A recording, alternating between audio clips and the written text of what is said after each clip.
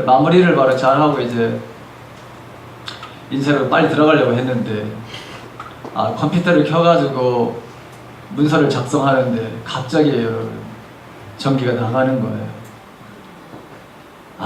이게 그래서 한 번은 여러분 내가 참을 수 있었어요. 이게 다시 내려가가지고 요게 자꾸 내려가는 거예요. 이게 이걸 딱 올려주면 전기가 다시 다 들어와요. 근데 이거를 여러분 어제 5, 6번을 내가 경험했어요. 얼마나 뚜껑이 열릴까 세상말로. 목사인 나한테 뚜껑이 열리더라고요. 그렇지 않아도 이 문제 때문에요. 며칠 전에 제가 소장님을 한번 이렇게 불렀어요. 소장님, 이상한 일이 벌어져요 우리 교회에. 예전에는 그러지 않았는데 이상하게 제 그 사무실에 컴퓨터를 켜고 그리고 그 히터가 탁 켜게 되면 말이죠, 순간적으로다가 전기가 다 나가요. 저기 정수기 불도 나가고 이쪽 라인에 있는 거를 다 쓸 수 없을 대로 다 나가요. 예전에는 안 그랬어요. 그런데 이게 점점 가면은 어제는 컴퓨터만 켜도 이게 나가는 거예요 이제는. 그래서 자꾸 문제가 이렇게 일어나서 그 소장님한테 이 원인이 도대체 어딘지 좀 한번 좀 살펴달라고 그랬어요. 근데 그분이 와가지고 살펴보더니, 목사님 나는 몰라요 이러시는 거예요. 난 전기 모르겠어요 이게. 그러면서 그분이 뭐냐면, 이게 고장날 수도 있고요, 그리고 이 라인에 많은 전기가 과부하로 걸릴 수도 있습니다. 그래서 자꾸 떨어질 수도 있습니다. 근데 제가 예전에 그런 거 없었습니다. 예전에는 제 사무실에 여러분 그 히터 켜고 컴퓨터 켜고 저거 다 켜고 하더라도 저 끝방에서만 그 히터를 틀지 않으면은 여기서 주전자에다 물을 끓여도 괜찮았어요. 그런데 이제는 물도 끓일 수 없어. 우리 컴퓨터만 이제는 켰다고 조금만 지나면 문서 작성하다가 이게 나가니까 얼마나 짜증이 나는지 화가 이제 나기 시작한 거예요. 눈이 막 상해. 자, 이거 주일인데 분명히 오늘 보면은 뭐 이제 복사도 해야 되고 뭐 물도 마셔야 되고 저 안에 아이들 공부하는 데서 추운데 저거 해결해 줘야잖아요, 그렇죠? 그래서 우리 김병훈 집사님에게 분명히 자기도 피곤해서 들어가서 이제 쉬어야 될 걸 아는데 제일 만만하잖아요. 제일 만만하다는 건 뭐냐면 제일 전기를 잘 알아요 우리 교회에서. 그래서 피곤함을 무릅쓰고 제가 그런 줄도 알고 전화를 했더니 가족끼리 가족 행사를 바깥에 나가야 돼요. 그랬어요. 집사님 언제 끝납니까? 끝나는 대로도 하여간 교회로 오십시오. 그랬더니 알겠다고. 근데 전화를 여러분 끊자마자 나는 그래서 한두 시간 이제 나가가지고 뭐 저녁도 먹고 어린아이가 있으니까 그러다 보면 뭐 한두 시간 이렇게 있다가 이제 올 줄 알았어요. 근데 여러분 몇 시에 왔을까? 바로 왔어요. 전화하지 여러분 바로 왔어요. 내가 너무 감사해서 하나님, 내 이런 속상한 마음을 이분이 아시는 거죠. 여러분 그래서 그때 어제 저녁도 못 먹었어요 사실. 이거 내가 씨름하고 뭔가 해보려고 하다가 안 돼가지고 전화한 거예요. 나름대로 해보고 하다가 안 되더라고. 근데 컴퓨터도 다 이상하게 생겼어. 하도 이게 강제적으로 끄다 보니까 이쪽은 아예 정상적으로 작동이 안 돼. 이제는 이쪽 컴퓨터는 아예. 그래서 어제 뭐 우리 아들이 와서 뭐 복사를 한다, 우리 정명수 집사님이 뭐 복사를 한다, 안 되는 거예요 지금. 정상적인 거 있을 때 다 안 되는 거예요. 강제로 다 무조건 막 이렇게 꺼지니까 그냥 작성하다가 꺼지는 거예요. 제 컴퓨터만 간신히 그것도 여러분 복사하는데 이상한 거예요. 양면 복사를 안 했는데 이게 뭐야, 들어갔다 나왔다 지 맘대로 춤을 추면서 이게 막 하는 거예요. 근데 어쨌든 왔는데 여러분 전문가가 다 오더니 5분이면 해결되더라고. 5분이면 이거 내가 그래서 집사님 이거 30A짜리다가 딱 보고 와가지고 20A인데 이거 용량을 좀 한 30A짜리가 어디서 하여간 구해오십시오 이랬더니 이제 저쪽에 여러분 다 문 닫았습니다. 목사님 내가 여기 평내 뭐 다 아시잖아요. 그러니까 갔다도 엄청나게 또 빨리 왔어. 어떻게 가자마자 또 왔어. 어떻게 가자마자 왔어. 어디 있는지 이게 아니까 이게 어디 있는지. 왜냐면 자기가 이제 납품을 해주니까 이게 어디 가면 있다는 게 다 알잖아요. 그게 5분도 안 되고 탁 해가지고 딱 그랬어요. 다 씌워버렸어요 제가. 아유 물 뿌려도 이제는 떨어지지도 않아요.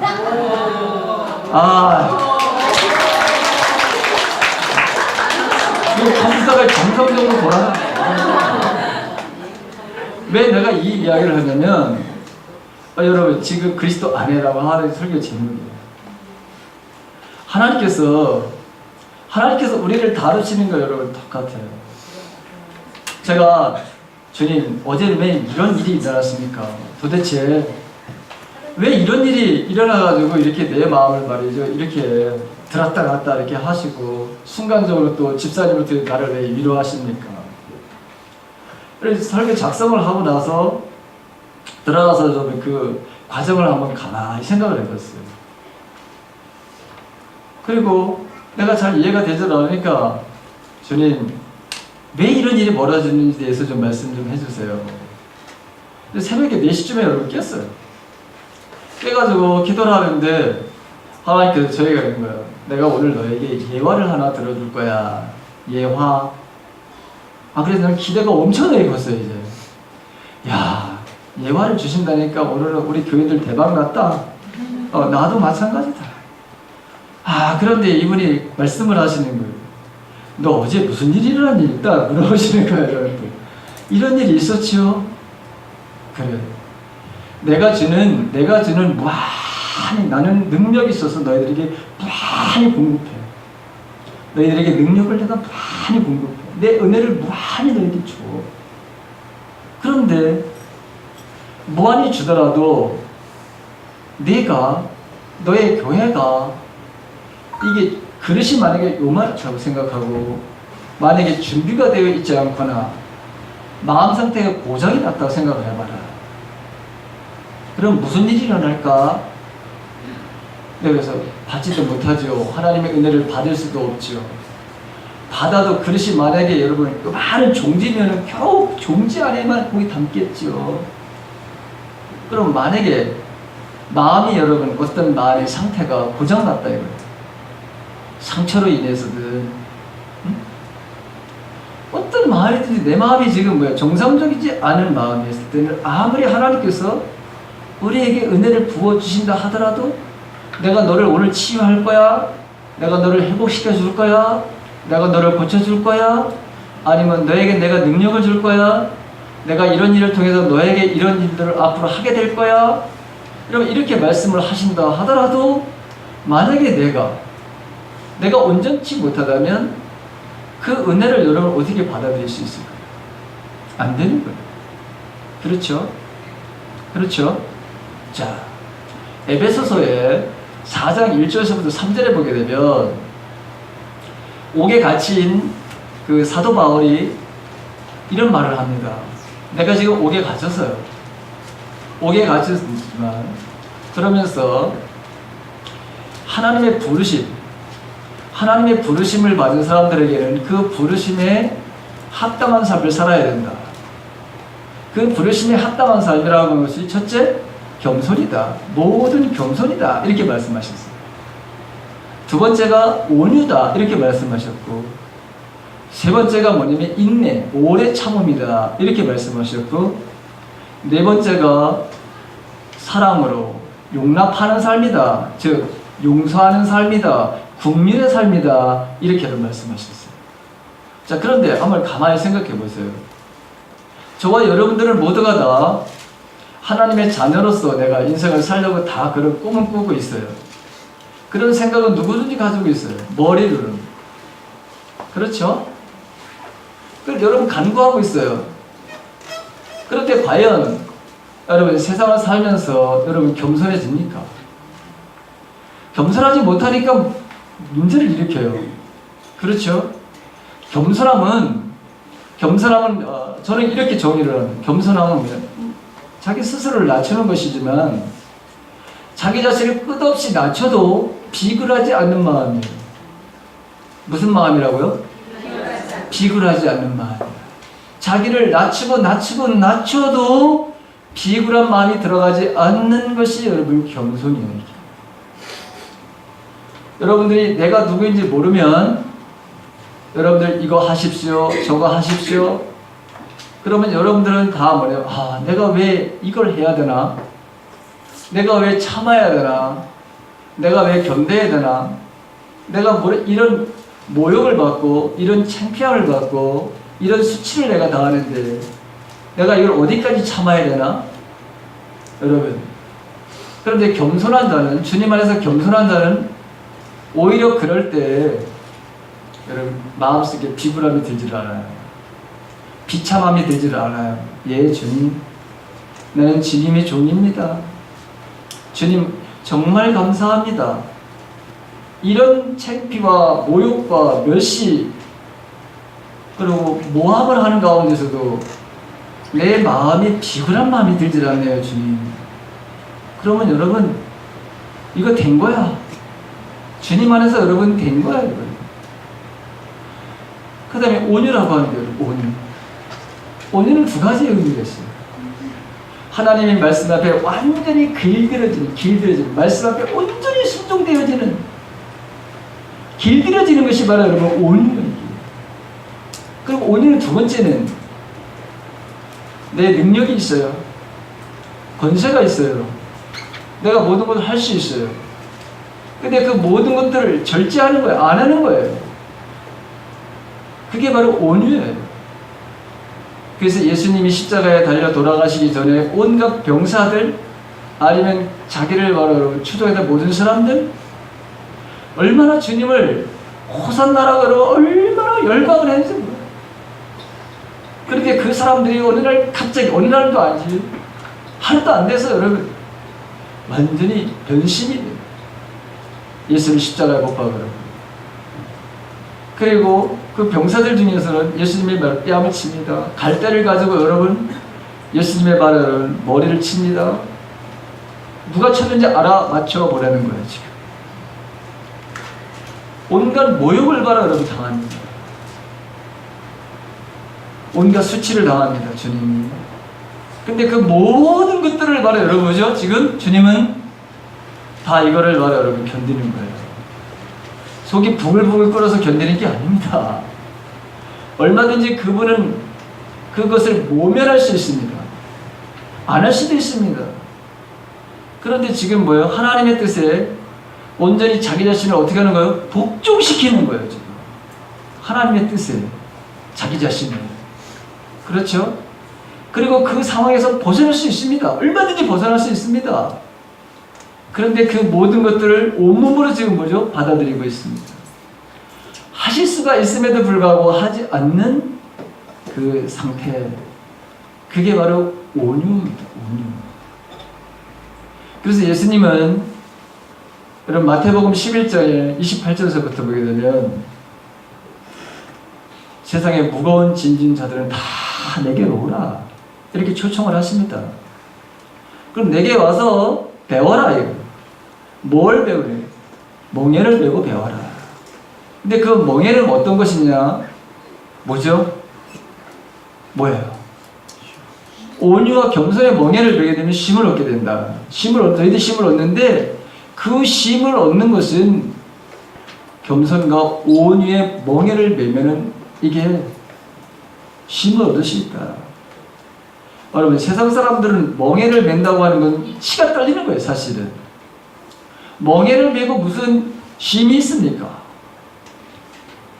여러분 멍에라고 하는 건 소 연장을 여러분 목에다 얹는 거예요. 그거 어린아이들이 잘 들을 수 없어요. 제가 들어봐서 합니다. 저는 농사꾼의 아들입니다. 그래서 여러분 성경에 나올 때 설명하라면 나는 아주 잘 설명할 수 있어요. 그러니까 하나님 은혜예요. 저는 저희 집이 여러분 대농을 했던 집이에요. 머슴도 2분이나 두고 살았던 바로 여러분 부잣집 아니에요. 제가 이래봬도 쫄떡망해서 신학대학을 갔지만 정말 거지가 돼도 그렇게 하나님이 거지를 만들지를 않았어. 여러분 저희 거지가 됐어요. 그래서 여러분 하나님의 은혜를 내가 목사가 되는 결정적인 역할을 하는 게 거지를 다 만들어가지고 여러분 하나님의 은혜를 내가 목사가 됐어요. 참 하나님의 은혜예요. 그런데 우리가 그렇게 살고 싶어도 여러분 안 돼. 겸손과 그렇지 온유해. 머리는 그렇게 살고 싶어요. 그런데 이게 우리를 말이죠. 온유하게 만들지 못하는 일들이 세상에 얼마나 많은지 몰라요. 우리를 비굴하게 비참하게 만드는 일들 속에서 겸손에 바로 그것을 시험하고 겸손의 사람으로 나타나는 그런 일들을 할 수 있는 일들을 여러분 세상에 너무 많은데 그런데 우리가 겸손하지 못해요. 그리고 참는 거는 여러분 참는 문제는 여러분 잘 참아요? 여러분 인내합니까? 잘 인내합니까? 가장 현대인들에게 여러분 성령의 9가지 그 열매 중에서 가장 안 되는 게 여러분 2가지예요. 다 안 되지만 거의 거의 다 안 되지. 그래도 그 중에서 가장 안 되는 게 뭐예요 여러분? 절제와 뭐예요? 인내라는 거예요. 현대인들이. 우리 민족은 또 빨리빨리 능숙한 민족 아닙니까? 빨리빨리. 외국 사람들도 제일 먼저 배우는 게 여러분 빨리빨리야. 다 알아 이거는. 세계 공통어가 돼버렸어요. 이게. 빨리빨리 이걸 여러분 외국인 다 들어. 다 알아들어. 공항 가서 빨리빨리 여러분 빨리빨리 이리 와! 소리 지르는 사람은 우리 대한민국 사람뿐이 없어. 빨리빨리. 잘 안 되는 게 여러분이 있네요. 기다려주질 못해요, 여러분. 여러분들 자녀들, 세상으로 여러분 나가는 자녀들 얼마나 여러분 많아요.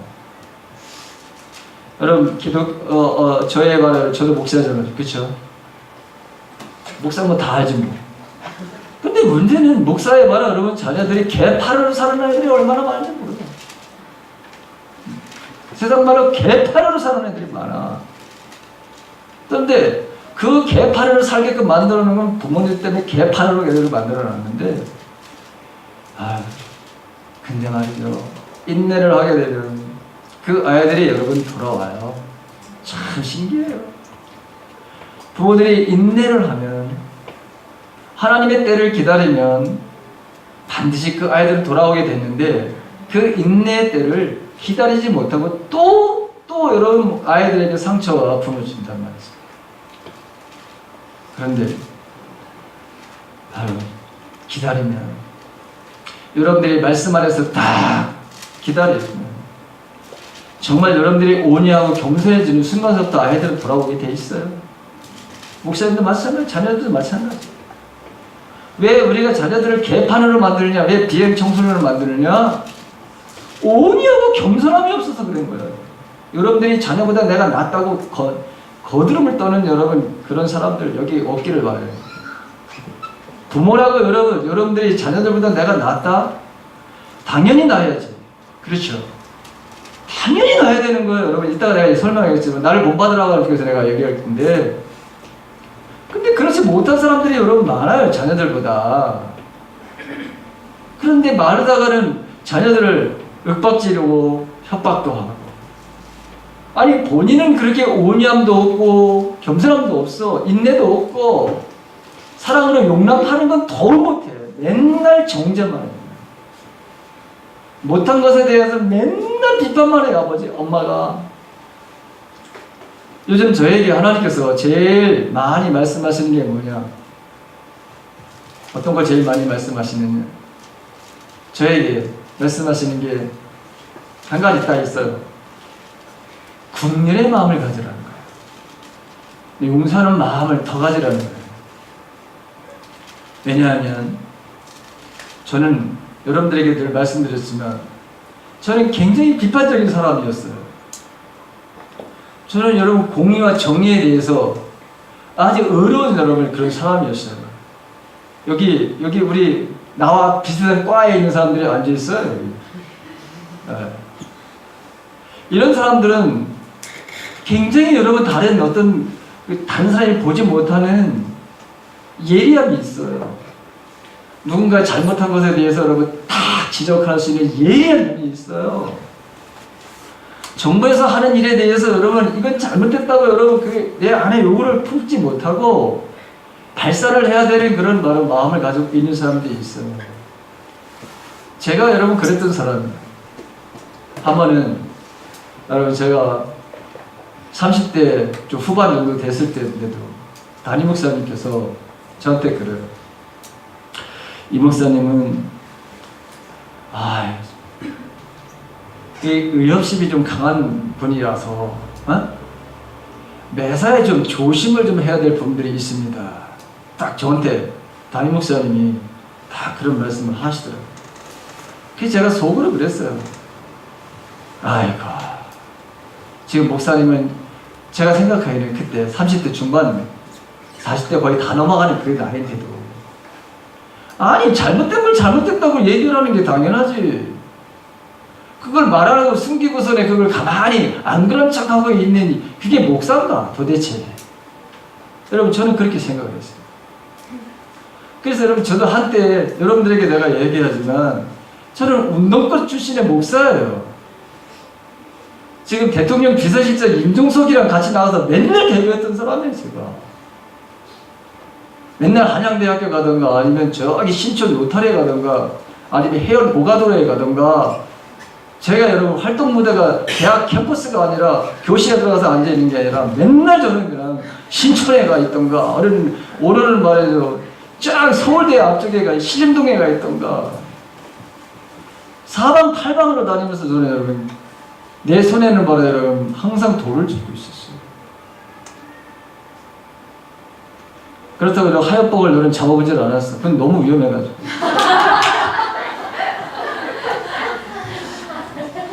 그리고 여러분 그 사상을 입은다는 거는 이거 끔찍하더라고요. 방패로다가 여러분 돌멩이를 던져도 여러분 막을 수 있잖아요. 근데 여러분 그 화염병을 말해 여러분 그거 다 깨진단 말이에요. 그러면 여러분 그거 화상이 다 해봐요. 이게 튀어가지고 여러분 뒤에까지 달고 옷에 묻으면 여러분 휘발유 신나를 쓰는데 여러분 다 타요. 자, 근데 이거를 빼내야 되는데 이게 빼내는 게 이게 쉽지 않아. 목사가 돼가지고 여러분 이게 지금도 여전히 하나님께서 저에게 그런 거예요. 야, 세상은 내가 다스리는 기준이 뭐냐? 어느 날 저한테 물어보십니다. 하나님께서. 하나님이 다스리는 기준은 두 가지죠. 대답해봐라.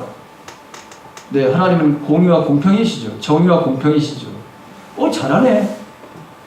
너무 잘하네. 근데 왜 너는 정의에 대한 이야기만 하고 공평에 대한 이야기를 하지 않아? 왜? 너는 왜 국민에 대한 이야기를 하고 왜 용서에 대한 얘기를 하지 않아? 야, 정의에 대해서 지금 그렇게 네가 의에 대해서 지금도 여전히 그렇게 지금 거기에 밝은 것이 있는데 그러면 정의에 대해서 얘기를 하게 되면 그것만 주장하게 되면 너는 살았을까? 어느 날 주님께서 나에게 하나님께서 질문을 하시는 거예요. 대답을 못하죠. 마찬가지로 여러분 만약에 하나님이 정의의 칼날을 휘둘렀다면 정의의 칼날만 공의의 칼날만 휘둘렀다면 여기 앉아있을 사람 단 한 사람도 없어요. 여러분들은 이미 어머니 뱃속에서 다 죽었어. 그렇죠? 이 세상에 한 사람도 나올 수가 없어. 여러분들은 나와서도 안 될 사람들이야. 저와 여러분들은. 나오는 순간서부터 여러분들은 말씀을 입히게 돼 있어. 그래요, 안 그래요? 그렇죠? 하나님은 자비야. 용서의 하나님이시고. 그래, 부르심에 합당한 것도 여러분 용서가 아니라 자비와 긍휼. 예수님께서 부활하셔가지고 첫 번째 제자들을 만났을 때 제자들에게 하신 말씀이 너희들의 평강이 있을지어다. 그렇게 인사를 하시고, 그렇죠? 그렇죠? 두 번째는 뭐냐면 뭐죠? 성령 받아라. 너희들이 성령 받아야 다시는 이런 일이 안 일어난단다. 그리고 내가 너희들에게 약속한 그 성령을 너희들이 받아야 된다. 이런 말씀을 해서 성령 받아라. 그 다음에 세 번째 하신 말씀이 가만히 여러분 보면은 서로 뭐하라? 사랑을 용서하라. 사랑은 어디서부터 시작하는 거냐면 여러분 용서부터 시작하는 거예요. 여러분 십자가라고 하는 게 뭐예요? 하나님의 뭘 보여주는 거예요? 우리에게 공의와 사랑을 얘기해 주는 거예요. 정의와 공평에 대한 이야기예요. 저 이야기는, 저 십자가는 여러분 그런 거예요. 사랑에 대한 이야기, 공의에 대한 이야기, 하나님의 공의와 하나님의 공평, 다시 말해서 여러분 긍휼과 자비, 용서, 그것이 바로 여러분 이게 온전한 모습이, 온전한 형태가 저 십자가예요. 저 십자가에 바로 여러분 사랑이 없었더라면 여러분들이 저랑 여기 한 사람도 앉아있을 사람이 없다니까요. 그래서 부르심에 합당한 삶이라고 하는 것이 사도 바울은 4가지를 얘기했어요. 겸손, 온유, 인내, 사랑으로 서로 용납하는 국민의 마음이다, 자비의 마음이다, 다른 말로 사랑입니다. 근데 여러분, 저와 여러분들이 용량이 되질 않아. 여기 콘덴서 여러분 20A, 이게 우리가 여기서 이게 고장이 나는지 어디서 나는지 잘 모르겠어요. 뜯어보질 않아요. 흔들리는 거 보니까 문제가 있는 것 같아. 네? 이게 자체가 여러분 고장났으면 이걸 고쳐야 돼요. 그렇죠. 완전히 고쳐야 돼요. 만약에 여기 타버렸다면 여러분 이거는 고쳐서도 안 돼. 이건 완전히 바로 여러분 교체를 해야 돼요. 오늘 바로 성경에 있는 말씀이 바로 여러분 아브라함이 그 얘기예요. 그 다음에 아브라함뿐만 아니라 오늘 사도 바울과 그 사도 바울의 삶의 스타일을 보고 그대로 바로 받았던 그 사람이 바로 디모데예요. 그 아브라함의 바로 삶들 속에서 하나님의 모습을 보이고 사도 바울 삶 속에서 주님의 모습이 보이고 그 주님의 모습을 보였던 그 디모데에게 있어서 주님의 하나님의 성령이 삼일체 하나님의 모습이 보여지고 있어요. 오늘 창세기로 여러분 돌아가게 되면 창세기 1장부터 11장에 가게 되면 하나의 흐름이 나와요. 어떤 흐름이 나오느냐? 하나님은 자비와 긍휼의 하나님이신 것이에요. 용서의 하나님이신 것이에요. 사람들은 하나님께 잘못을 저지르고 이러한 사람들을 하나님께서는 벌하시되 완전히 멸망시키지 않고 새로운 출발을 할 수 있는 길을 바로 여신다는 것이 창세기 1장에서부터 여러분 11장. 그 이후로도 계속해서 나오는 말씀입니다. 자, 에덴 동산에서 첫 번째 아담과 하와가 범죄를 저질러요. 하지 말라는 걸 하죠. 그런데 그때 쫓아내시지만 그냥 쫓아내시지를 않아요. 하나님께서 이 벌거벗은 이 남자와 여자 여러분 이 가죽 옷을 입혀서 여러분 내보내요. 그리고 우리가 아는 대로 여러분 아우를 죽인 사람이 누구예요? 가인이요. 얼마나 두려운지. 살인자니 얼마나 두렵겠어요, 여러분. 근데 이 살인자 너무 두려우니까 하나님께서 야, 걱정하지 마라. 그래서 여러분 이리저리 떠돌아다니면서도 살아야 하는 법을 내리시는데 아무도 그를 바로 이 가인을 해치지 못할 표를 그의 이마에다 여러분 표시를 해주셨어요. 또 노아 시대 때 여러분 세상에 죄악에 관영했다고 그랬어요. 하는 짓거리가 다 악을 바로 사람이 생각하는 게 오직 악만을 생각하는 거예요. 그래서 이 악, 이 죄악 세상을 하나님께서 다시 정의에 여러분 정의를 가지고 여러분 하려고 하니 다스려 버리면 어떻게 해요? 안 되죠. 그래 하나님께서 노아의 가족, 이 노아의 가족을 통해 가지고 세상의 사람들을 다시 퍼지게 하시는 거예요. 마침내 11장에 보게 되면 아 인간이 아직 이제는 극에다가 무슨 사건이 일어나죠? 바벨탑 사건. 바벨탑. 우리가 뭐죠? 바벨탑을 쌓아 스스로 이름을 내자 이거. 우리가 세상에 내 이름을 내보자. 하나님 이름보다 우리 이름을 한번 내보자. 그리고 우리가 벽돌을 쌓고 올라가고 하나님과 함께 한번 겨뤄보자. 이게 바로 여러분 이 교만한. 그런데 하나님께서 여기에도 바로 자비를 베푸시고 긍휼을 베푸시고 그렇죠. 흩어버리고 언어만 바로 혼란, 언어만 바로 여러분 서로 알아듣지 못하게 해가지고 여러분 사방에서 다 흩어버리셔요. 그러고 난 다음에 아브라함의 윗대 족보가 갑자기 나타나게 되고 그 다음에 오늘 말씀의 첫머리의 본문에 아브라함을 불러요. 범죄와 심판과 새로운 시작이라는 틀에서 보게 되면 자 아브라함의 바로 부르심은 바벨트 사건으로 흩어졌던 인류를 바로 살리시려는 새로운 방법으로 우리가 이해할 수 있습니다. 곧 이제는 한 백성을 자기의 백성으로 삼아 그를 통해서 온 세상을 구원하시려는 것이고, 바로 그 백성의 조상으로서 아브라함이 역사에 바로 여러분 등장하는 거예요. 이런 창세기의 흐름에 바로 맞게 본문에서 보게 되면 하나님께서 아브라함을 불러내시는 궁극적인 목적은 뭐냐? 땅의 모든 민족이 복을 얻도록 한해 있음을 우리가 확인하게 됩니다. 네, 여기 보게 되면 본토 친척 아비집을 떠나라. 여기 이 히브리어를 보게 되면 너의 본토에서부터, 너의 친척에게서부터, 너의 아비집에서부터 라고 하는 거예요. 내가 내게 지시할 땅으로 가라. 2절에 보게 되면 내가 내게 복을 주리라. 하나님 말씀하실 때 복을 준다는 건 하나님께서 아브라함을 아주 잘 되도록 해주겠다는 뜻이에요. 그 다음에 내 본토 친척 아비집을 떠나, 여러분 거기에 보면 복을 준다. 3절에 보면 너를 축복하는 자들이라고 했는데 역시 마찬가지예요. 아주 잘 되기를 빌어준다는 거죠. 축복이라는 것이, 그렇죠? 내가 복을 내리리라. 이 말씀을 복을 내린다라고 하는 그들도, 여러분 내가 축복하는 그 사람들에게도 역시 마찬가지로 내가 너에게 축복하듯이 내가 다른 사람을 축복할 때 그 축복이 너와 같이 그들도 마찬가지로 복을 내가 준다라고 하는 것이죠. 자, 아브라함을 부르시는 이유가 뭐냐? 궁극적인 목적은 뭐냐? 이 땅의 모든 족속이 너로 인해서 복을 받도록 하는 데 있다라고 하는 거예요. 근데 여러분, 아브라함이 지금 이 상황에서 여러분 하나님의 복을 받을 수 있을까요? 요 콘덴서를 생각해 보시죠, 여러분. 왜 자꾸 꺼내는지 여러분 이해가 돼요? 왜 내가 요거를 꺼냈는지. 어린아이들에게 여러분 좀 쉽게 설명을 하려고 하는데, 자, 이게 망가져 있으면 절대로 안 되는 거예요. 이게 제 기능을 해야지만 여러분 뭐죠? 안 내려가. 용량이 바로 여러분 이게 커야지만 다른 것을 여러분 꼽아서 전기를 필요할 때 여러분 쓸 수 있어요. 근데 지금 아브라함의 이 상태를 가지고서는 하나님이 복의 통로로 사용할 수가 없는 거예요. 저와 여러분들 쓸 수가 없어요.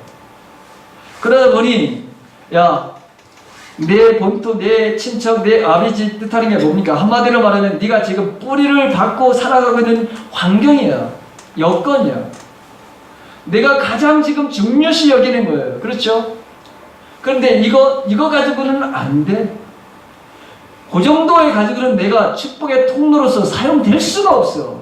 내 가족은 겨우겨우 먹여 살릴 수도 있지만, 그러나 이 열방, 온 인류의 여러분 조상이 될 수는 없어. 복의 근원이 될 수는 없어. 그래서 비록 나이가 75세가 됐지만 여러분 이 아브라함을 불러내시는 거예요. 너가 지금 가지고 있는, 내가 지금 의지하고 있는 너의 모든 지위, 내가 가지고 있는 모든 소유물, 그거 다 내려놔봐. 다 버리고 오로지 나에게만, 하나님에게만 모든 것을 가지고 서봐.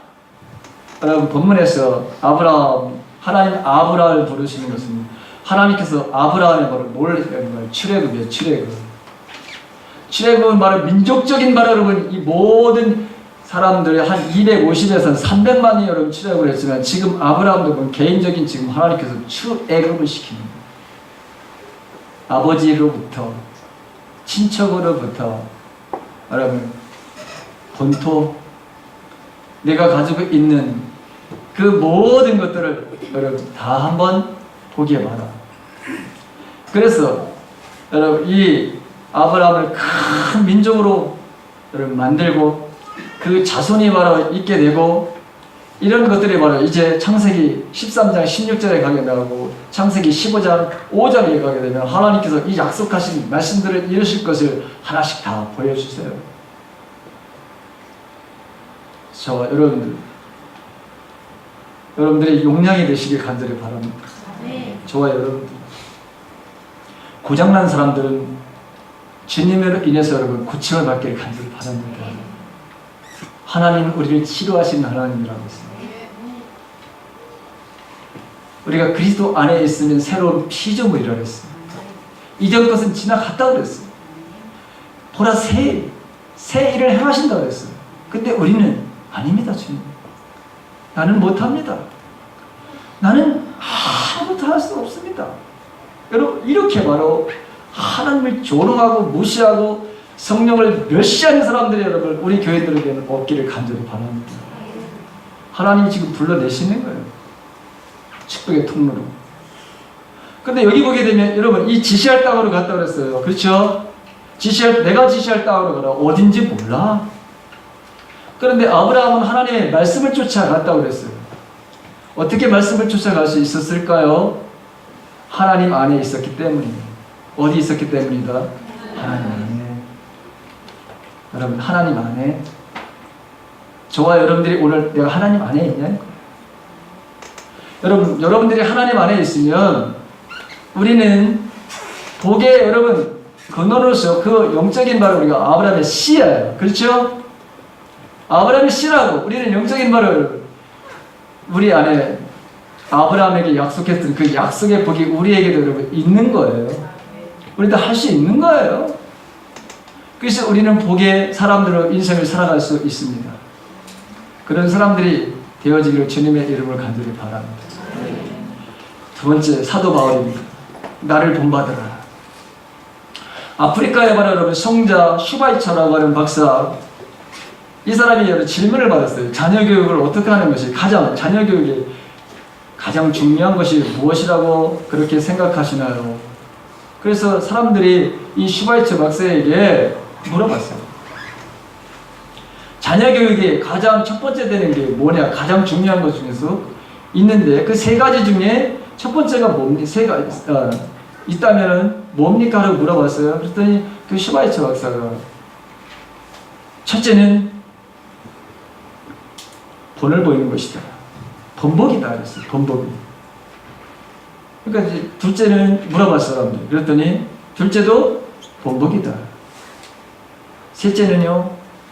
셋째도 번복이다. 이렇게 얘기를 했다고 해요. 자, 목회를 하면서 여러분 목사에게 어려운 것이 많아요. 어려운 것이 참 많아요. 저 같은 사람은 참 많은 것 같아요. 목회를 하면서 목사는 교회를 이끌어가는 영적인 말하면 지도자이죠. 그렇죠? 그래서 여러분 어떨 때는 정말 이게 부담스러워가지고 내려놓고 싶을 때도 있어요. 인간적인 생각이요.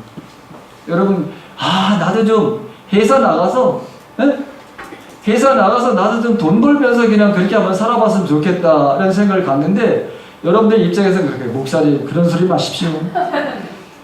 이 세상이라고 하는 데는 이거는 목사님이 상상할 수 없는 곳입니다. 여기서 살아가려면 적자 생존입니다. 그래서 목사가 제일 편한 줄 아십시오. 이렇게 말씀하시는 분들이 있을 거예요. 여러분, 저도 사실은 예전에 제가 알바를 해봐서 아는데 참 힘들긴 힘들더라고요. 근데 어쨌든 여러분 목사는 굉장히 목회를 하는데 굉장히 여러분 부담이 돼요. 왜? 너무나도 나를 주목하는 사람들이 많기 때문에. 여러분들뿐만 주목하는 게 아니에요. 여기 동네에 있는 사람들은 여러분 저를 다 주목하고 있어요. 내가 여기 가까운 게 목사라는 거 이제 8년 돼가고 그러니까 골목마다 다니면 재알아요. 이제 제가 제가 가서 인사하죠. 내 목사라고 얘기해줘. 내 가만히 있는 사람이 아니잖아. 내가 먼저 나는 가까운 게 목사라고 내가 먼저 설치고 다니잖아. 그러니까 누가 뭘 했나요? 그런 사람도 있을 거야 아마. 저 목사는 이상한 놈이네 저거. 누가 물어봤나? 근데 여러분 나는 일부러 그래요. 왜? 그게 나를 지켜주는 것이기 때문입니다. 여러분들 어디 가서 가까운 게 집사, 권사 당당하게 얘기해 보십시오. 그러면 여러분 행동 달라져요. 달라진다니까. 여러분 그래서 내가 일부러 그렇게 하는 거예요. 일부러. 나는 목사입니다. 그러면 말이죠. 어느 날 옷도 추리닝 바지를 입고 나오려다가 나는 입고 나가고 싶은데 입고 나가고 싶은데 여기 지나가다 보면 뭐 다 알잖아요. 아, 이거 안 되겠다. 그래서 엘리베이터를 바로 다시 들어가서 운동화라도 그래도 좀 이렇게 흡은 것은 좀 털고 그럼 많이 사람 됐어 나 지금. 옛날에 여러분 아시지? 내가 옛날에 춘천 영동에도 고무신 신고 나타났다는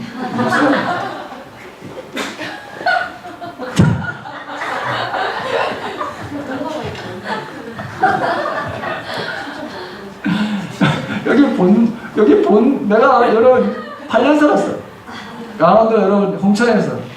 근데 우리 시장 가려면 춘천시로 가야 돼요. 그럼 고무신 신고 반바지 입고 여러분 모자 여러분 밀짚 모자 쓴 거 그대로 쓰고 명동 나가면 사람들이 날 다 쳐다보네. 날 왜 쳐다보는지도 몰랐어. 네? 내가 좋으면 되는 거지. 내가 편하면 되는 거지. 뭐 신경 쓰나? 난 그래도 되는 줄 알았어요. 근데 이제 나이가 이제 50 넘고 이제 가니까 그래서 안 되겠다. 그래가지고 여러분 제가 자숙해가지고 이렇게 말끔하게 입고 나오네 요즘은. 괜찮죠? 자, 오늘 사도 바울이 뭐라 그랬냐? 나를 본받으라네. 나를 자기를 본받으라는 거예요, 여러분. 와, 이렇게 여러분 말을 하는 이 사도 바울, 나도 솔직히 본받고 싶어요. 너무너무 여러분이 본받을 게 많은 사람인데, 그러나 사도 바울이 뭘 처음부터 이러느냐? 아니요. 절대로 이런 사람이 아니었어요.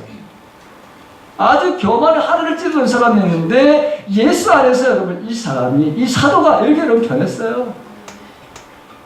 그러면서 자기가 나를 본받으라는데 여러분 뭐냐면 우리가 읽지는 않았지만 충성함을 본받으라. 자신있게 자기에게 자신에게 맡긴 일에 충성이다. 일꾼들에게 맡기는 충성이다. 충성으로 본받으라. 오늘 본문에 읽지는 않았지만 여러분 거기 4장 2절에 보게 되면 여러분 나오기 시작해요. 그 다음에 두 번째는 뭐냐면 기록된 말씀을 벗어나지 않도록, 교만한 사람들은 기록된 말씀을 벗어나는 건데 하나님 우리들에게 주신 이 기록된 말씀이 있어요. 이 기록된 말씀을 가지고 살아야 되는데 항상 교만한 사람들은 이 기록된 말씀에 벗어나는 삶을 살아. 그게 바로 교만이다. 이렇게 얘기를 하고 있어요. 나는 그렇게 살지 않았다. 나는 기록된 하나님의 말씀에 내가 온전히 순종하는 삶을 살았다. 그게 나를 본받으라. 읽어보세요. 나중에. 세 번째, 사도 바울이 낮아짐과 희생과 섬김의 본을 바라고 9절서부터 우리가 본 거예요. 여러분 띄워보세요. 조금만 봅시다. 9절 고린도전서. 자, 9절 고린도전서 9절서부터 가겠어요. 자, 한번 읽어볼까요? 다 같이 그만할 때까지 읽는 거예요, 여러분. 제가 시작.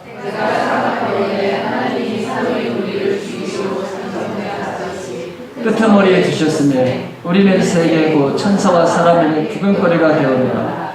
우리는 그리스도 때문에 어리석으나 너희는 그리스도 안에서 지혜롭고, 우리는 약하나 너희는 강하고, 너희는 존귀하나 우리는 비천하여 바로 이 시간까지 우리가 줄이고 목마르며 헐벗고 매맞으며 정처가 없고 또 수고하여 친히 손으로 일을 하며 모욕을 당한 즉 축복하고 박해를 받은 즉 참고 비방을 받은 즉 권면하니 우리가 지금까지 세상의 더러운 것과 만물의 찌꺼기 같이 되었도다. 스톱. 여러분 보십시오. 여기 만물의 바로 여러분 여기 찌꺼기 뒤에 보게 되면 만물의 더러운 것, 세상의 더러운 것과 만물의 찌꺼기 같도다. 이 원어를 보게 되면 여러분 걸레가 됐다는 거예요. 걸레. 걸레는 여러분 자기 자신을 바로 더럽게 해요. 그리고 다른 것을 바로 깨끗하게 하는 거예요. 그게 걸레예요. 저기 찌꺼기 같다고 하는 것은 뭐냐면 여러분 세상에 여러분 몸에 때 있으면 때 여러분 목욕탕 가서 때 벗기죠? 이거 공짜로 줘도 안 갔지? 여러분 그와 같은 거예요. 나를 그 하찮게 여러분 자기 자신을 정말 하나님 보시기에 내 존재라는 것이 여러분 내가 버려서 이 버리는 더러운 때를 바로 여러분 벗겨내는 것 같이 그렇게 뭐예요? 나의 존재는 하나님 앞에서 하나님이 나에게 은혜를 베푼 것은 아무런 나는 가치가 없는 그런 바로 그런 자다의 거예요. 얼마나 겸손한 거예요. 그게 바로 여러분 뭐예요? 사도 바울의 낮아짐과 희생과 섬기의 본이 쫙 나와 있는데 이 삶을 바로 본받으라 해요. 네 번째, 여러분 사도 바울의 교회가 파당으로 갈라지지 않고 서로 화합하는 것을 보여주었어요. 그래서 우리가 고린도 1장에 보게 되면 고린도 교회가 네 파로 나눠지는데 자기 자신을 따르는 사람들을 여러 질책을 하는 것을 보게 돼요. 그렇죠? 내가 언제 이 주님보다도 내가 더 높고 내가 너희들에게 언제 세례를 준 적이 있느냐? 왜 너희들은 파당을 만들어서 나는 그리스도 파다, 나는 게바 파다, 나는 아볼로 파다, 나는 바알 파다. 아니 언제 하나님께서 주님께서 그렇게 나눈 적이 어디 있느냐? 그러면서 자기 자신을 따르는 사람들에게 혹독하게 여러분 뭐죠? 야단을 쳐. 그래서 여러분 14절 읽어봐야죠. 내가 너희를 부끄럽게 하려고 이것을 쓰는 것이 아니라 오직 너희를 사랑하는 자녀같이 권하려 하는 것이다. 굉장히 앞에서 바로 혹독하게 사실은 뭐예요? 강한 어조로다가 너희들이 잘못에 대한 것을 이야기를 해요. 안 하는 게 아니에요. 그런데 그렇게 하는 이유가 어디에 있느냐? 오직 너희를 내 사랑하는 자녀같이 권하는 것이다. 하나만 더 15절. 자, 다 같이 시작. 그리스도 안에서 일반 스승이 있을 때 아버지는 많지 아니 그리스도 예수 안에서 내가 복음으로 너희를 그러므로 내가 너희에게 권하노니 너희는 나를 본받는 자다. 아버지의 마음. 내가 아버지의 마음으로 스승의 아니라 아버지의 마음으로 너희를 권한다. 여러분, 그래서 우리가 고린도전서 8장과 9절에 보게 되면 이 고린도 교회의 화합을 위해서 자신이 가지고 있던 권리조차도 포기를 해요. 심지어 자기는 모든 음식을 다 먹을 수 있었지만 믿음이 연약한 자들을 위해서 여러분 뭐죠? 그 우상에게 바친 제물을 나는 먹지 않겠다까지. 또 복음의 바로 장애물과 거치는 돌이 되지 않기 위해서 자신이 사도로서 받을 수 있는 권리, 여러분 사렙이 이 모든 것들을 차라리 내가 죽을지언정 내가 그것을 받지 않겠다. 이렇게 여러분 고백해요. 그리고 나는 스스로 모든 사람의 종이 되었다. 고린도전서 9장에 나오는 말씀이죠. 예수님이 그러셨어요. 예수님이 요한복음 14장 15절에 보게 되면 내가 너희에게 행한 것 같이 너희도 행하게 하려 하여 본을 보였노라 이렇게 말씀하셨어요. 예수님이 마지막 유월절 만찬을 하실 때 똑같이 주님도 그렇게 하신 거예요.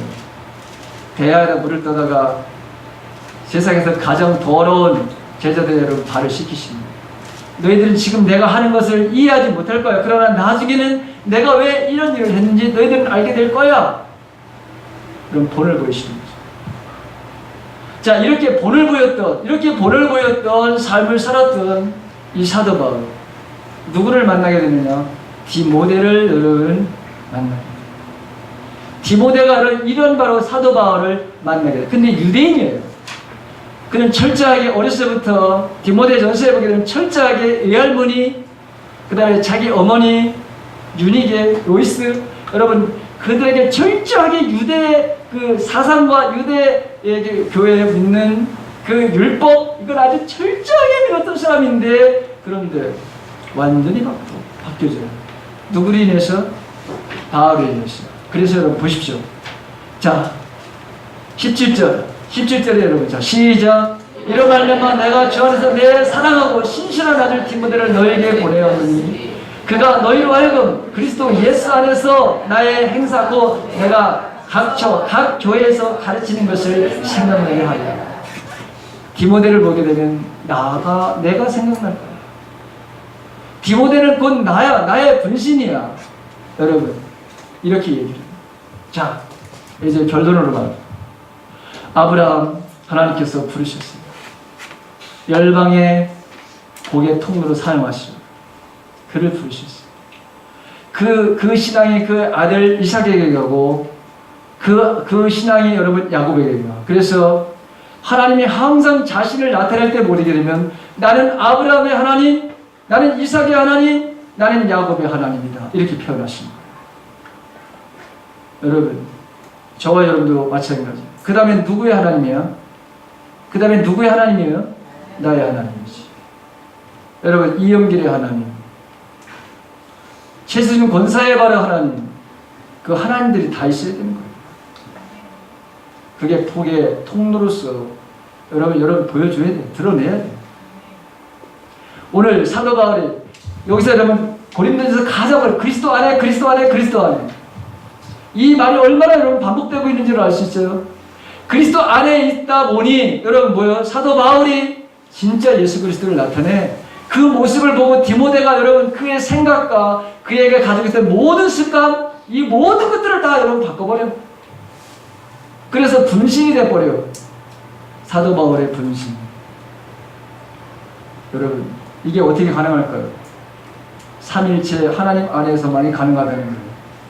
하나님 안에서 아브라함은 복의 통로의 삶을 살게 됐고 그리스도 안에서 예수 안에서 사도 바울은 예수의 제자의 삶을 살아냈고 그에게 낳은 영적인 아들 디모데가 나왔다는 거예요. 그렇다면 오늘 저와 여러분들도 우리가 그리스도 안에 있습니다. 우리 동일하게 아브라함처럼 사도 바울처럼 디모데처럼 주님을 세상에 드러나게 될 줄로 믿습니다. 그 삶을 살아가는 저와 여러분들 삶이 되시기를 주님의 이름으로 축원합니다. 자, 우리 성만찬 합시다.